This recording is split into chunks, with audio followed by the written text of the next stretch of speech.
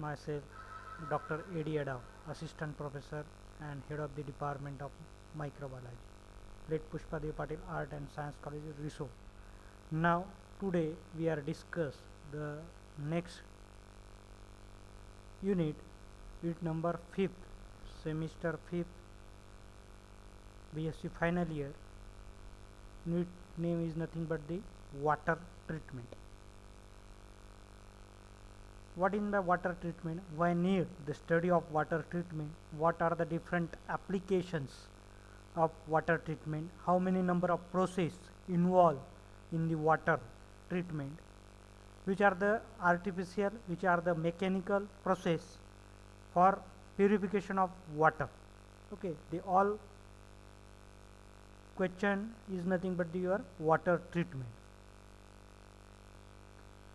Unit number 5th start water treatment. What is the water treatment? How many number of process involved in water treatment? First, what is in by water treatment process? The wastewater or simply as a non-potable water convert into the simply as a potable water. This process is nothing but your water treatment. तर आज आपल्याला unit number 5 मध्ये water treatment हे बघायचं आहे. Water treatment म्हणजे आपण त्याला ट्रीटमेंट देणार आहे वॉटरला. मग निश्चितच आपल्याला माहिती आहे की नंबर ऑफ वेज डिफरंट वेजने सोर्सेसने वॉटर जे आहे ते पोल्युटेट होते. मग ते डोमेस्टिक यूजमधलं वॉटर असेल, डोमेस्टिक वेस्ट असेल, ॲग्रिकल्चर वेस्ट असेल, इंडस्ट्रियलायझेशन वेस्ट असेल, the all water sources, the all polluted water going into the river, dam, lake, and then polluted potable water become convert into the non potable water. Okay, तर हे आपल्याला माहितीच आहे. तर raw water convert into simply as a potable water is nothing but the water treatment. But number of different process involved in the water treatment. तुम्हाला माहिती आहे day by day population वाढत आहे. पॉप्युलेशन वाढल्यानंतर डिफॉरेस्टेशन होत आहे. Deforestation झाल्यामुळे population वाढल्यामुळे तुमच्या गरजासुद्धा वाढत आहे. गरजा वाढल्यामुळे तुमची इंडस्ट्रियलायझेशनचं प्रमाणसुद्धा दिवसेंदिवस मेट्रोपॉलिटन सिटीमध्ये जास्त होत आहे. Not metropolitan city, each and every city. Okay, now today this concept is totally wrong. Means metropolitan cities. Okay, because each and every city आज सर्वच्या सर्व सिटीज हे वाढत आहे. कारण पॉप्युलेशन वाढत आहे. पॉप्युलेशन वाढल्यामुळे त्यांच्या गरजा वाढत आहे. गरजा वाढल्यामुळे तिथे जे इंडस्ट्रियलायझेशन आहे ते सुद्धा वाढत आहे. मग इंडस्ट्रीमधलं जे वेस्ट वॉटर आहे, डोमेस्टिक घराचं जे सांडपाणी आहे, ॲग्रिकल्चर रन ऑफ जे आहे, वाय बिकॉज शेतीमध्ये सुद्धा दिवसेंदिवस रासायनिक पेस्टिसाईड आणि रासायनिक खते यांचे दिवसेंदिवस केमिकल फर्टिलायझर आणि केमिकल पेस्टिसाईड याचं प्रमाण दिवसेंदिवस वाढत आहे. ते कुठेतरी थांबवण्याची आवश्यकता आहे. परंतु आपण जास्त उत्पादनाच्या पाठीमागे लागून आपल्या शेतीची जी क्षमता आहे ती दिवसेंदिवस कमी करत आहे आणि जास्तीत जास्त केमिकल फर्टिलायझर आणि केमिकल पेस्टिसाईड वापरतो आणि त्याचं जे रन ऑफ आहे ॲग्रिकल्चर रन ऑफ वॉटर जे आहे ते अल्टिमेटली रिव्हर, लेक, डॅममध्ये जाते. मग इंडस्ट्रियल वेस्ट असेल, डोमेस्टिक वेस्ट असेल, ॲग्रिकल्चर वेस्ट असेल, मेडिसिन वेस्ट असेल म्हणजे फार्मास्युटिकल इंडस्ट्रीमधलं वेस्ट असेल, हे सर्वच्या सर्व वेस्ट वॉटर प्युअर वॉटरमध्ये जाते आणि ते वॉटर जे आहे ते पोल्युटेट करते. मग आता पुन्हा वॉटर जे आहे त्याची क्षमता आपल्याला माहिती आहे. आपल्या इंडियामध्ये रेनी सीझनमध्येच जे आहे ते पाणी आपल्याकडे नॅचरली आपल्याला मिळत असते. मग अशा वेळेस तुम्हाला त्याचं रिझर्वायर्स आपल्याकडे अवेलेबल आहे. त्या रिझर्वायर्समध्ये आपण ते स्टोरेज करून ठेवतो. स्टोरेजमध्ये रिझर्वायरमध्ये मॅक्झिमम अमाऊंटमध्ये हे वेस्ट वॉटर जे आहे, मग agriculture, domestic, industrial waste transfer होऊन त्या रिझर्वायरच्या सोर्सेसमध्ये जातात आणि त्याचं पाणी जे आहे ते अतिशय खराब होऊन जाते, ते पिण्यायोग्य नसते किंवा शेती योग्य नसते. कधी कधी तर ते इंडस्ट्री आणि डोमेस्टिक पर्पजेससाठी आणि शेतीच्या कामासाठी सुद्धा ते पाणी जे आहे ते राहत नाही. एवढं खराब पाणी, एवढं दूषित पाणी, number of different pathogenic microorganism involve in that particular water. Okay, तर मग अशा वेळेस आपल्याला वॉटर ट्रीटमेंट म्हणजे पाण्याचा सोर्स आपल्याकडे लिमिटेड अमाऊंटमध्ये आहे आणि त्या लिमिटेड अमाऊंटमधलं वॉटरसुद्धा दिवसेंदिवस खराब होत आहे आणि आपल्याला लागणारा जो डेली पाण्याचा वापर आहे तो कितीतरी जास्त पटीने, मग शेतीसाठी असेल, इंडस्ट्रीसाठी असेल किंवा आपल्या घरच्या वापरासाठी असेल. Without water can not each and every life survive in. Okay, तर मग प्रत्येकाला पाण्याची गरज असते. मग अशा वेळेस जे दूषित झालेलं पाणी आहे, रॉ वॉटर आहे, ते रॉ वॉटर तुम्हाला पोल्युटेड वॉटरमध्ये त्याचं कन्व्हर्सेशन करावं लागेल. मग आता पोल्युटेड वॉटरचं कन्व्हर्सेशन तुम्हाला नॉन पोल्युटेडमध्ये करायचं आहे, पोटॅबल वॉटरमध्ये करायचं आहे. तर जनरली आपल्याला दोन पद्धती आपल्याकडे आहेत, एक बायोलॉजिकल मेथड आहे, दुसरी मेकॅनिकल मेथड आहे. बायोलॉजिकल मेथडमध्ये self purification of water last लेक्चरमध्येच आपण पाहिलेलं होतं, परंतु मेकॅनिकल ट्रीटमेंटमध्ये तुम्हाला याच्या वेगवेगळ्या स्टेप्स ज्या आहेत त्या वेगवेगळ्या स्टेप्स तुम्हाला पाहायला मिळतात. मग आता कोणकोणत्या अशा वेगवेगळ्या स्टेप्स आहे मेकॅनिकल ट्रीटमेंट ऑफ वॉटरच्या किंवा ट्रीटमेंट ऑफ वॉटरच्या, खरंच काय त्याचे फायदे आहेत, त्यानंतर त्याचे बेनिफिट्स काय आणि ती प्रोसेस कोणकोणती आहे हे आज आपण बघणार आहे. तर ट्रीटमेंट ऑफ वॉटरमध्ये मेकॅनिकल ट्रीटमेंट जी आहे ती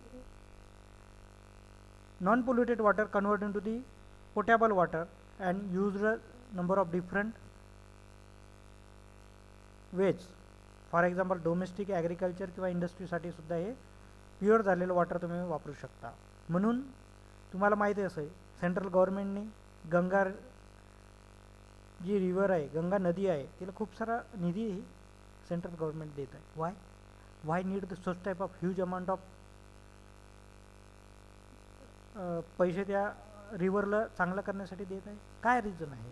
म्हणजे रिझन तुम्हाला लक्षात येईल की ती नदी जी आहे ते जे काही नदी नाले आहे ते अतिशय दिवसेंदिवस घाण होत आहे, खराब होत आहे, तिचं पाणी पिण्यायोग्य होत नाही, कार्सिनोजेनिक पदार्थ तिच्यामध्ये दिवसेंदिवस टाकल्या जात आहे.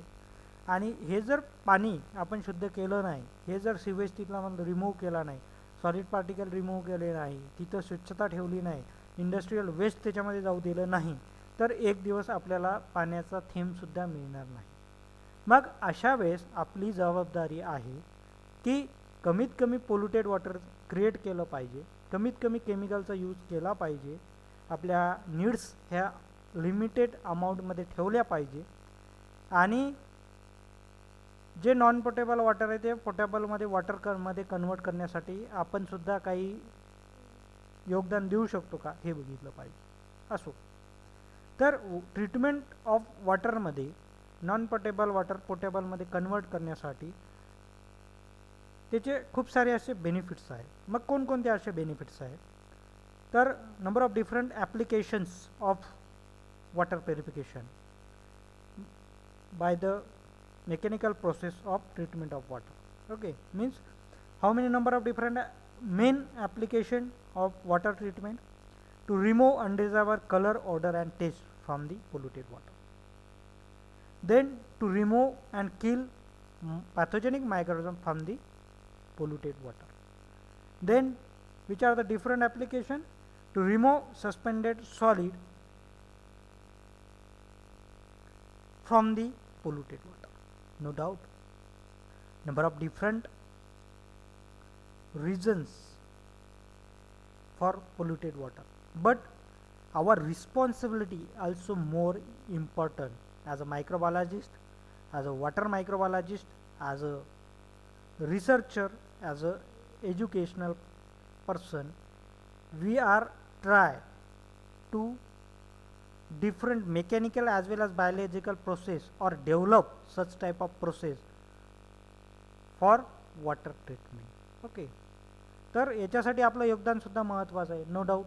आपण याचे ॲप्लिकेशन काय आहे, पाण्यामधला खराब वास, पाण्यामधला गाळ, पाण्यामधले पॅथोजेनिक मायक्रो ऑर्गॅनिझम, पाण्यामधला कलर, त्याच्यानंतर सॉलिड पार्टिकल्स, हे सर्वच्या सर्व नॉन पोटेबल वॉटरमधून काढून टाकायचे आहे आणि त्याचं कन्व्हर्सेशन नॉन पोटेबल वॉटरचं पोटेबल वॉटरमध्ये काय करायचं आहे, कन्व्हर्सेशन करायचं आहे. ओके, तर आता मग याच्या प्रोसेस आहेत. Which are the different process. Okay, which are the different process of water treatment. Which are the different process for water treatment. First process is nothing but the storage. Then second process of the water treatment is nothing but the aeration. The two will be today we are briefly discuss of storage and aeration process. And third process also important. Third process is nothing but the filtration. Which are the different process, mechanical process for water treatment. First process is nothing but the storage. Then second process is the aeration.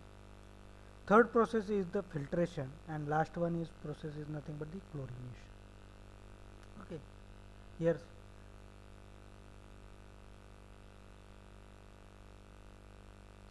sedimentation, storage, then aeration, then filtration आणि chlorination, हे चार वेगवेगळ्या step ज्या आहेत त्या involve असतात. आता कोणकोणत्या प्रोसेस आहेत त्या की आपल्याला त्या पद्धतीमध्ये वॉटर ट्रीटमेंट करता येते. पहिली जी महत्त्वाची प्रोसेस आहे तिला म्हणणार आहे आपण स्टोरेज. स्टोरेज. ओके, लाईक दिस. तुम्हाला माहिती आहे, नदी असेल, नाला असेल किंवा वॉटर ट्रीटमेंट प्लांट असेल, या सर्व ठिकाणी एक स्टोरेज अवेलेबल राहते. स्टोरेज अवेलेबल असल्यानंतर जे पाणी आहे आपल्याला त्या पाण्याला, ज्या पाण्याला आपल्याला वॉटर ट्रीटमेंट करायची, फॉर एक्झाम्पल 1 बॅच आहे, रिसोर्ट सिटीला 50 लाख लिटर पाणी एवढं लागते. आपण त्या कॅपॅसिटीचं ते वॉटर ट्रीटमेंट प्लांट जे आहे आपण ते केलेला असतो इस्टिमेटमध्ये, आणि त्या पद्धतीमध्ये 1 बॅचमध्ये एका वेळेस आपल्याला किती 40% लोकांना रिसोर्ट शहरामध्ये पाणी पुरवठा करायचा आहे. त्याच्यासाठी आपण त्या दृष्टीने आपण स्टोरेज केलेलं असते. ओके, मग हे जे स्टोरेज आहे, हे स्टोरेज पाणी जे आहे रिव्हरमधलं पाईपलाईननं आणून इथे स्टोअर करायचं. स्टोअर केल्यानंतर इथे ते पाणी शांत थोड्या वेळा 24 तासापर्यंत पाणी ॲज इट इज ठेवायचं. ते पाणी तिथे ठेवल्यानंतर तुमच्या अशा लक्षात येईल की या पाण्याच्या खाले सर्वच्या सर्व गाळ बसून जाणार आहे ग्रॅव्हिटीच्या माध्यमात. Okay, means each and every sewage particle or solid particle present in this particular water, they all deposit at the bottom of the storage. Okay, हे बेनिफिट्स आहेत स्टोरेजचं. 24 तासापर्यंत ते पाणी स्टोअर करून ठेवायचं, जेणेकरून याच्यामधलं काही सस्पेंडेड पार्टिकल असतील, सॉलिड पार्टिकल्स असतील, ते डिपॉझिट होते ग्रॅव्हिटीच्या माध्यमातून खालच्या भागामध्ये. म्हणजेच फिजिकल रिमूव्ह याच्यामध्ये जास्त आहे, आणि फिजिकल रिमूव्हल असल्यामुळेच त्याच्यामध्ये त्या सॉलिड पार्टिकलमध्ये बॅक्टेरियासुद्धा, जे पॅथोजेनिक मायक्रो ऑर्गॅनिझम आहे ज्याच्यामुळे वॉटर बॉर्न डिसीजेस होत होते किंवा स्किन डिसीजेस होत होते किंवा वॉटर बॉर्न डिसीजेस होते, ते मॅक्झिमम 90% कशामध्ये राहते, सॉलिडमध्ये. मग सॉलिड पार्टिकल डिपॉझिट होतील at the bottom of the river or at the bottom of this particular tank. Okay, this process is nothing but simply as a storage process. But what are the different application of storage? Means to remove solid particle from the water, to remove pathogenic microorganism, because pathogenic microorganism present in the solid particle, and solid particle also deposit at the bottom of the river by the help of gravity, and then this particular solid particle totally removed and used as a fertilizers, used as a compost. Means they all different kinds of bacteria, they all different types of solid material present in that particular water, after storage process totally remove from the waste water. त्यालाच आपण म्हणतो storage. Storage म्हणजे पाण्याच्या टँकमध्ये storage या प्रोसेसमध्ये पाणी store करून ठेवलं आपण एका ह्यूज टँकमध्ये, आणि त्याच्यामुळे त्यामधला सर्व गाळ खाली बसणार. गाळामध्ये मायक्रो ऑर्गॅनिझम असतील, ते सुद्धा त्याच्यामध्ये खाली बसून जाते, आणि प्युअर वॉटर जे आहे ते आपण बाहेर वरच्या भागामधलं pure water, not a pure water but as compare to the first one water, totally fresh water obtained from the water, आणि ते जे पाणी आहे तुम्हाला ते वेगळ्या सेकंड टँकमध्ये ट्रान्सफर करावं लागतं. तर याच प्रोसेसला म्हणणार आहे आपण सिम्पली ॲज अ स्टोरेज. आता याचे फायदे काय की याच्यामधला सॉलिड पार्टिकल रिमूव्ह होऊन राहिले. Solid particle, bad odour, bad टेस्टसुद्धा रिमूव्ह होणार आहे. सॉलिड पार्टिकलमध्येच पॅथोजेनिक मायक्रो ऑर्गॅनिझम असतात आणि ते सुद्धा त्याच्यामुळे काय होऊन राहिले, कमी होऊन राहिले. या प्रोसेसला म्हणणार आहे आपण simply as a storage process. Next process, तिसरी प्रोसेस आहे आता aeration. What is mean by aeration? After storage केल्यानंतर ते जे पाणी आहे ते आपण एरिएशनसाठी पाठवतो. ही दुसरी केमिकल ट्रीटमेंट आहे, ही दुसरी मेकॅनिकल ट्रीटमेंट आहे प्युअर वॉटर करण्याची. त्याला आपण म्हणणार आहे aeration. Oxygen transfer into the water. Such process is nothing but simply as a aeration. Aeration म्हणजे ऑक्सिजन ट्रान्सफर करायचा पोल्युटेड वॉटरमध्ये, ज्याच्यामुळे काय फायदे होतील? एरिएशन केल्यामुळे, पाणी एरिएशन केल्यामुळे काय फायदे होतील? ऑक्सिजन, पाण्यामध्ये ऑक्सिजनची लेवल वाढणार, त्यामुळे CO2, H2S आणि NH3, carbon dioxide, hydrogen sulphide आणि अमोनिया हे पाण्यामधून निघून जातील, आणि जे व्होलाटाईल टेस्ट आणि ओडर आहे ते सुद्धा पाण्याची पोल्युटेड वॉटरची कमी होणार. What are the different application of aeration? To remove CO2, H2S and ammonia gas from the water, to remove bad odor, taste and color from the water. They all different applications of aeration. Which are the different? आता aeration करण्याच्या सुद्धा वेगवेगळ्या पद्धती आहेत, वेगवेगळ्या method आहेत. त्या 4 पद्धती आपल्याला पाहायचं आहे. पहिली आहे स्प्रे नोजल, दुसरी आहे रायझिंग पाईप, तिसरी आहे कॉम्प्रेस एअर, आणि चौथी जी आहे त्याला म्हणणार आहे आपण कॅस्केड. तर ही जी प्रोसेस आहे हिला आपण सिम्पली कॅस्केड सुद्धा म्हणू शकतो. Cascade because cascade is the process in which simply as अशा पायऱ्या असतात गोल खाली वरी लावलेल्या. इथे रिसोर्टच्या वॉटर ट्रीटमेंट प्लांटमध्ये सुद्धा हा कॅस्केडच्या पद्धतीमध्ये एरिएशन जे आहे ते चालू असते, आणि त्याच पद्धतीचे व्हिडिओसुद्धा आम्ही तुम्हाला ट्रान्सफर करू ग्रुपवर. तर एरिएशनमध्ये असं लक्षात येईल तुम्हाला की पाणी जे आहे हे पाणी वेगवेगळ्या स्टेप्सवर त्या पाण्याला फरशीवर आदळायचं आहे. सिम्पली आज त्या फरशीवर तो जास्त स्पीडनं फ्लॅश झाला पाहिजे वॉटर, आणि फ्लॅश झाल्यानंतर वातावरणामधला जो ऑक्सिजन आहे, इथं तुम्ही बघू शकता इथे अशा गोल पायऱ्या आहेत सर्व, आणि इथून मधात सेंटरमध्ये पाणी जे आहे ते बाहेर पडत आहे. मग ते या पायऱ्यावर येईल, नंतर पुन्हा या पायऱ्यावर येईल, या पायऱ्यावर येईल, असे करत करत ती खाली येईल इथपर्यंत. परंतु ही प्रोसेस करत असताना हा वातावरणामधला जो ऑक्सिजन आहे तो ॲब्झॉर्ब करून राहिलेला आहे, त्याच्यामुळे CO2, NH3, H2S हे गॅसेस रिमूव्ह होऊन राहिलेले पाण्यामधून. बॅड ओडर, बॅड टेस्टसुद्धा रिमूव्ह होऊन राहिलेली आहे, आणि या सर्व गोष्टीमुळे यालाच म्हणणार आहे आपण कॅस्कॅड एरिएशन. दुसरं आहे रायझिंग पाईप्स.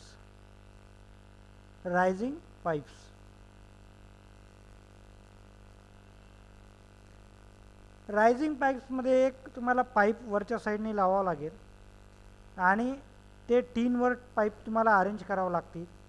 ते टीन थोडंसं 90च्या अँगलनं ठेवावं लागेल, जेणेकरून सर्वच्या सर्व पाणी येऊन ते रिमूव्ह होईल कोणत्या कॅस्केडच्या पद्धतीमध्ये, आणि त्यामुळे एरिएशनसुद्धा काय होणार आहे, जास्त होणार आहे. Okay. Then next process of the water treatment is nothing but the aeration मधला पहिला प्रकार पाहिला आपण कॅस्केड. या पद्धतीमध्ये पायऱ्या असतात, मधातून सेंटरमध्ये पाणी येईल, हे असे एकमेकावर ते फ्लॅश होतील आणि शेवटी त्यांना H2S NH3 टोटली रिमूव्ह होऊन जाईल. याला आपण कॅस्कॅड एरिएशन म्हणतो. Cascade polluted aeration, polluted water of aeration. Okay. त्याच्यानंतर दुसरी जी प्रोसेस आहे तिला म्हणणार आहे आपण simply as a spray nozzle. Spray नोझलमध्ये एका टीनवर पाईप लावल्या जातात आणि ते पाईप जे आहे ते पाईप थोडेफार स्प्रिंग केल्या जातात. स्प्रिंकल केल्यामुळे ते वॉटर जे आहे ते पाणी त्या फ्लॅश रायझिंग पाईप्समध्ये येईल आणि वातावरणामधले जास्तीत जास्त जो आहे तो एरिएशन तो ॲब्झॉर्व करू शकतो, ऑक्सिजन ॲब्झॉर्व करू शकतो आणि ज्याच्यामुळे पाण्यामधला bad odour, taste, colour remove होण्यास मदत होते. नंतरची प्रोसेस आहे रायझिंग पाईप्स. नंतरची प्रोसेस आहे रायझिंग पाईप्स. तिसरी जी प्रोसेस आहे रायझिंग पाईप्स.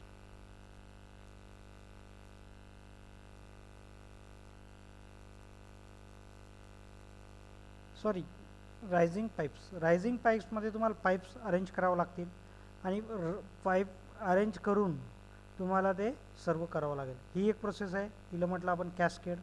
त्यानंतर ही एक प्रोसेस आहे, हिला म्हटलं आपण फाउंटेन और स्प्रे नोझल. स्प्रेइंग करायचं पाणी वातावरणामध्ये. हे आपल्याला मला माहिती आहे की गार्डनमध्ये किंवा एखादा फंक्शनमध्ये अशा प्रकारचं फाउंटेन तुम्हाला पाहायला मिळते, वेगवेगळ्या कलरचं लाईटिंग वगैरे. मग अशा वेळेस हे जे फाउंटनच्या प्रोसेस आहे यांनी सुद्धा पाणी शुद्ध होण्यासाठी मदत होते. पाण्यामधला CO2, H2S आणि अमोनिया बाहेर निघतो. बॅड टेस्ट असेल तर ती सुद्धा रिमूव्ह होऊन जाते. ह्या सर्व प्रोसेस आहे एरिएशनच्या. कॅस्केड आहे, स्प्रे नोझल आहे, त्यानंतर रायझिंग पाईप्स आहे. रायझिंग पाईप्स एकावर एक बाजूला जे आहे ते टाकून द्यायचं आणि लास्ट आहे कॉम्प्रेस एअर. कॉम्प्रेस एअर म्हणजे जसं तुम्हाला गॅसचा तुमचा मिथेन गॅसचा गॅस आपल्या घरी असतो तसंच ऑक्सिजनचा सुद्धा गॅस असतो. हॉस्पिटलमध्ये गेला तुम्हाला बघायला मिळते आपण म्हणजे ICUमध्ये वगैरे असतात ते श्वास घेण्यासाठी ऑक्सिजनचा. त्याच पद्धतीमध्ये कॉम्प्रेस एअर गॅस तुम्ही ट्रान्सफर करायचा या पाण्यामध्ये. त्याच्यामुळे ऑक्सिजन जे आहे ऑक्सिजन या पाण्यामध्ये जास्त होईल आणि ऑक्सिजन केल्यामुळे ऑर्गॅनिक मॅटर जे आहे ते रिड्यूस होऊन inorganic matter organic matter reduce होऊन त्याची तीव्रता कमी होते. त्याच्यामधून bad odour, taste, colour, pathogenic microorganism remove होण्यास मदत होती. आणि ह्या सर्वच्या सर्व ज्या प्रोसेस आहे त्याला आपण म्हटलेलं आहे mechanical treatment of aeration. Okay. एरिएशनची पहिली जी प्रोसेस आहे आपण पाहिला आज की वॉटर ट्रीटमेंटमध्ये सर्वात पहिल्यांदा स्टोरेज आल्याला ते पाणी स्टोअर करायचं 24 तासापर्यंत. त्याच्यामधले सर्व सॉलिड पार्टिकल रिमूव्ह होतील, bad odour, taste, colour remove होईल. उरलेला भाग जो आहे म्हणजे वरचा जो पाणी आहे ते ट्रान्सफर करायचं एरिएशनसाठी. एरिएशन म्हणजे पाण्यामध्ये ऑक्सिजन ट्रान्सफर करणं बाय मॅन्युअली. आणि मग अशा वेळेस तुम्हाला वेगवेगळ्या माणसांची आवश्यकता असते. त्यावेळेस तुम्ही जे आहे ते पाण्याला तुम्ही शुद्ध करण्यासाठी एरिएशन तुम्हाला करायचं असतं. मग कॅस्केड प्रोसेस आहे, पायऱ्या ठेवायच्या एकमेकावर.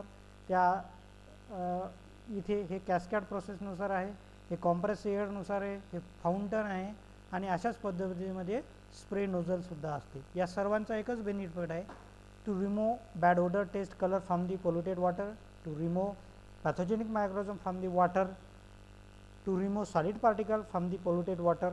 Okay, they all different application of water treatment plant. Okay, thank you everyone. सर्वांनी लेक्चर करायचं आहे.